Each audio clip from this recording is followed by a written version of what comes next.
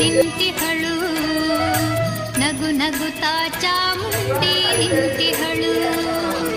ತಾಯಿ ಹೃದಯ ತಂದ ತುಂಬು ಮಮತೆಯಿಂದ ಬಾಯಿಲ್ಲಿ ಓ ಕಂದ ಎನ್ನುತ್ತಿಹಳು. ಕೈ ಬೀಸಿ ಬಳಿಗೆ ನಮ್ಮ ಕರೆದಿಹಳು.